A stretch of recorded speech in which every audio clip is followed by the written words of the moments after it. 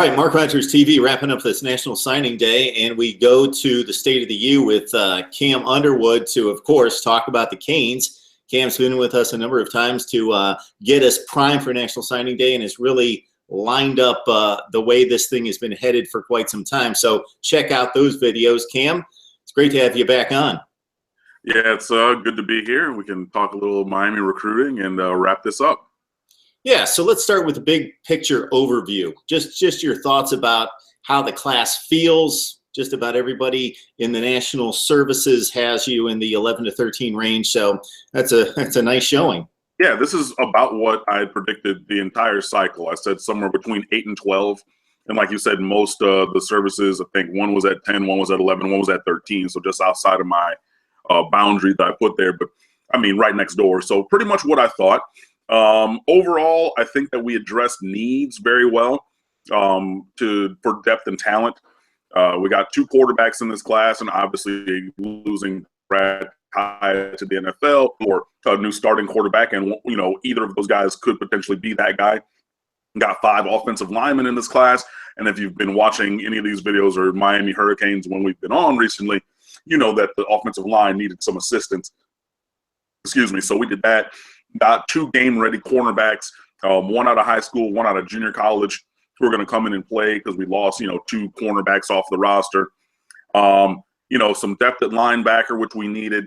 3 really, really good defensive linemen. So pretty much across the board, we got talent at the areas where we needed talent. We got depth at the areas where we needed depth. We did miss on a couple of guys and don't have that perfect class of everybody we wanted and all of the strata of depth that we could possibly have. But overall, I think it's a very solid group. I gave it a B+. Okay, so you got 24 signees, and I know you love a ton of these guys because they're all in the family, they're all in the community, and until they do something stupid out there on the field or otherwise, you're going to embrace these guys. And obviously, whether they're 4 stars or 2 stars, whatever they are, they were selected for a reason. But who pops out at you? Who do you really like out of this class? Yeah, there's a lot of guys I like in this class. First of all, I love the fact that we have 10 guys already enrolled on campus. So they're going to get that extra spring bowl. They're already doing their weightlifting and everything. The mat drills, which is a staple of the Mark Richt program, where he goes and they basically put mats all down in the gymnasium on the student gym, I should say, that has, the 3 wide basketball courts. They put these mats down, they do these drills that are very specific. So they get to go through that and, reshape their bodies and things like that. So having those 10 in early is a great thing just off the top. If I had to pick a couple guys that I really love in this class, number 1 is quarterback N'Kosi Perry. I've talked about him many times on these videos and also on the website.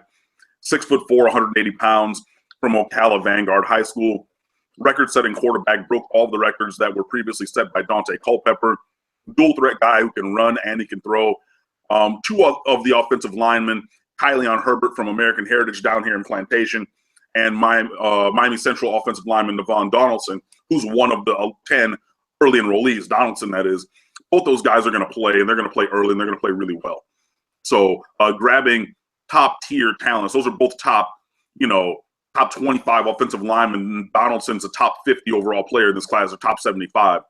That's the kind of talent that we need on the offensive line to really take that group in the direction that we want it to go. So between Herbert and Donaldson and Perry on offense, those are my 3 guys. If we're looking at defense, everybody on the defensive line, John Ford, John Garvin, and DJ Johnson are freaks of nature. They're all so good. DJ Johnson, Matt Porter from the Palm Beach Post just put this up the other day on Twitter. DJ Johnson is from Sacramento, California. He went to Luther Burbank High School, or goes to, I should say. He's 6'5", 240 pounds, and runs a 10.6 in the 100. What? Like, come on, that's ridiculous. Jonathan Garvin, his first 3 steps are explosive. Jonathan Ford is 6'5", 280 at a D tackle, kind of in the mold of RJ McIntosh, who's starting for us already, so that's great. Linebacker depth is good. But I would say those 2 cornerbacks that I mentioned previously, Trajan Bandy from Miami Columbus, he's pretty much everybody's favorite recruit, or one of the favorite recruits. He lives and breathes Miami, always has, always will. He owns Sean Taylor's Fiesta Bowl game worn jersey, owns that orange blaze visor that was so iconic that Sean Taylor owned, God rest his soul. But Bandy owns those things. He's close with the Taylor family. So He's been a Hurricane through and through. Also, Jhavonte Dean, who's a kid who's from South Florida originally, went to Homestead High School, was not a big recruit coming out. I think he signed with UCF but didn't qualify or something like that. Went to JUCO for 2 years, really developed himself as a player. He's 6 foot, 280 pounds, and runs in the 4.3s at a cornerback. So we need guys who have length and speed and skill, and he has all of those things. So, between those 6 guys, but I could keep going. Trust me, I really like a lot of the guys in this class. Again, both for talent and for depth, but between Perry at quarterback, Donaldson and Herbert offensive line, the trio of Johnson, Garvin, and Ford up front, and then the duo of Bandy and Dean at corner. Well, I guess that's 7 then, because I named all 3 because of linemen. There's a lot of guys that I like in this class. All right. Unfortunately, you lost some guys on National Signing Day, and I know that one name's flying out of your mouth immediately as we start this part of the conversation, because we expected him to go your way, and he ended up with that other school in state. Yeah, it has to start with Anthony McFarland out of DeMatha from Hyattsville, Maryland. Ended up going to Maryland, and he was a silent commit to Miami for months. He told everybody, Maryland coaches, Miami commits, Maryland commits, pretty much everybody except for making an announcement that he was coming to Miami.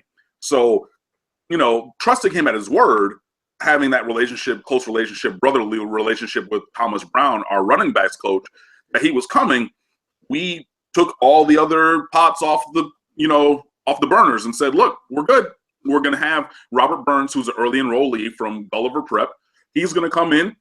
McFarland's going to announce, hopefully, right before National Signing Day, that Wednesday before, and we're going to roll. And that isn't what happened. Maryland, I don't know what they did. They had an in-home visit the Tuesday before he was supposed to announce, and then he pushed back his announcement. Thomas Brown went in home the next day, that Wednesday or Thursday, and Friday he announced to Maryland. So I don't know what they said and what they did that time, but it was very persuasive, obviously. And that hurt the depth of the class, because the plan had been Burns and McFarland had said he was coming so many times. So that hurt. So then, in the aftermath of that, Miami basically had no options to replace him in the class, because we didn't really have a plan B out there, because plan A said he was coming. So that was one that hurt a little bit. Brian Edwards out of Miramar and CJ Henderson out of Columbus, both defensive backs, chose to go to Florida on National Signing Day after they had both. Well, Henderson was kind of wavering back and forth between Florida and Miami. For a while, he was committed to Miami, decommitted, and then for a long time, it seemed like Florida. And then at the end, he wasn't returning Florida's phone calls, and he took like a couple visits to Miami. And Trajan Bandy, one of the guys I mentioned earlier, is his high school teammate and all this stuff. He's like, yeah, okay, I'm coming to Miami. But then it comes out he told both schools he was coming and kind of was leveraging them against each other, and ended up going to Florida. Brian Edwards was just a very impressionable kid. Every visit he took, that was the team that led. Going back to his sophomore year, he committed to Louisville in the spring because they took his high school team took a tour to multiple schools. They visited there. He loved it. Was committed there as a junior. Came to Miami at Paradise Camp. Committed to Miami at the beginning of his senior year. Was committed for a long time. Decommitted, and then his visits right before signing day. First visit was to Louisville. They're my leader. They're the favorites. I'm going to go there. Came to Miami the next week. Miami's the favorites. I love it there. I'm going to sign there. Goes to Florida after having said, I'm just taking a courtesy visit there because I'm a man of my word and didn't want to, cancel that visit, but I'm not going to go there, and then ends up going there, which is funny because Florida's DB's coach is now in the NFL, and he left 2 days after National Signing Day, and both those guys went there to play for him, and he's no longer there. And it's widely known that Florida basically was talking about the lack of track record that our Miami Hurricanes cornerbacks coach, Mike Rumpf, does not have, because he was a high school coach for many years. But then they hired a guy, Corey Bell, who's only coached for 2 years at USF, or FAU, excuse me, at defensive backs. But now they're stuck because they signed. So, it's funny the way that things work sometimes. But, we could have used all of those guys, definitely. Don't get me wrong. I'm not going to sit here and try to be revisionist history or anything. But, I think that we're in we're in an okay spot. We have plenty of talent at those positions. Could use a grad transfer at running back.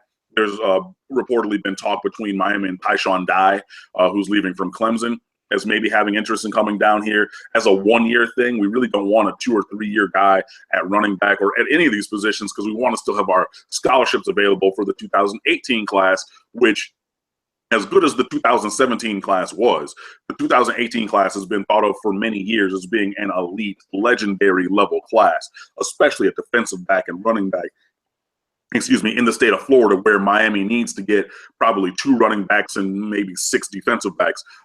And those guys, multiple options are available at both of those positions. So between McFarland and Edwards and Henderson did lose a couple of guys coming down to National Signing Day.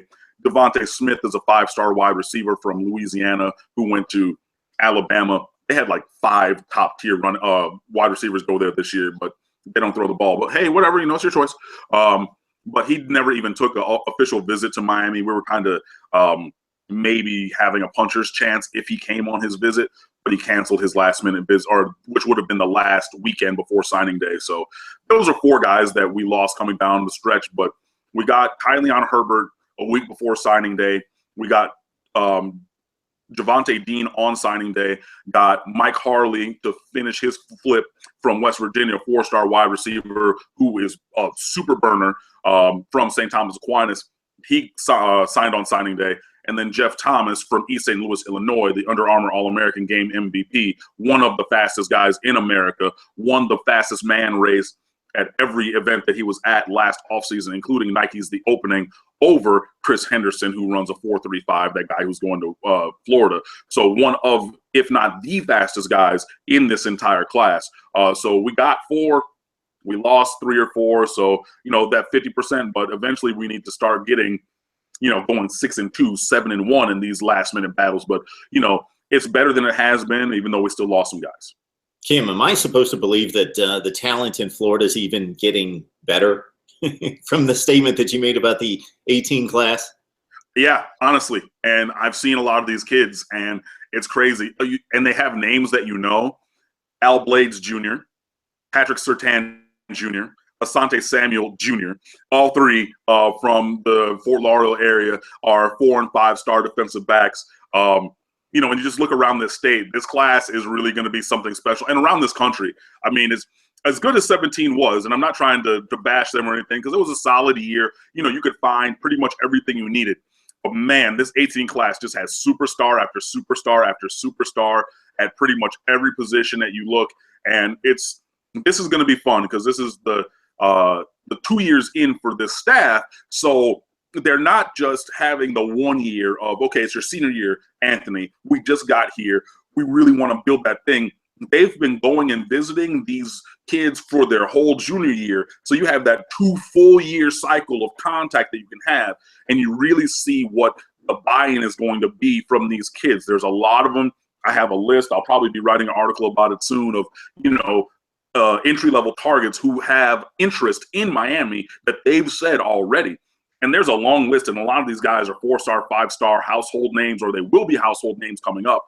So we'll really see what this staff can do recruiting-wise.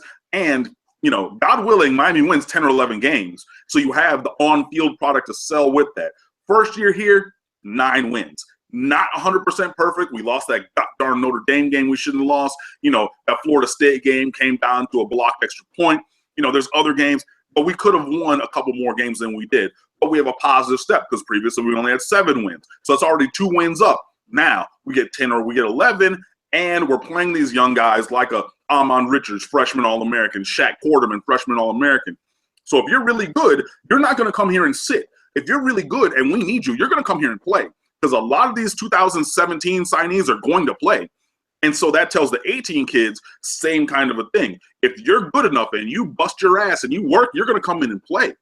So it's really going to be interesting. And I'm telling you, this class is a class of superstars. So be ready for all these names in 2018. I don't know why this didn't strike me, I don't know, about 2 years ago, but they should have you on the recruiting trail, Cam, bringing these kids in. I think you would be pretty effective doing that as well. Well, I don't know about necessarily being on the trail, but maybe, I could definitely be an analyst and say, hey, these are some of the guys you should look at and everything. Just because I haven't been on the trail, so all of the tricks and of the trade and things like that. Well, I don't know any of the tricks of the trade, so don't even let me give you a minor lie like that. But, you know, maybe looking at some of the guys that we should be talking to and, you know, doing some of these evaluative things. I go to a lot of them around with 7-on-7. I go to a lot of high school football games. You know, I talk to a lot of people, and that's the thing that I enjoy doing. I am not a person who just says, this is what I think, and you can't tell me anything. I am willing to talk to a lot of people and have my mind open and maybe learn something else or see something else about these kids. But, you know, yeah, this is I mean, you have to make a gourmet meal, you have to have gourmet ingredients. You know, and I am fine with going out and shopping and looking for those truffles and for that foie gras and all those kind of things, so we can have these top level kind of teams. We can build that depth, get that talent, all those kind of things. So, you know, I would welcome that. But, you know, on the in between, or if that never happens, I'm good to be here and talk about it. All right, Kim Underwood, State of the U. Join him right there to dig in even further on this 2017 class and get yourself set, projecting ahead to this, what could be a historic 2018 class, and of course, getting us all set for spring practice in a matter of weeks. Cam, we appreciate the time. Thanks for jumping on as always. No problem. So, yeah, just be sure that you guys click over to stateoftheu.com. All that content and so much more, just to click away. We'll see you.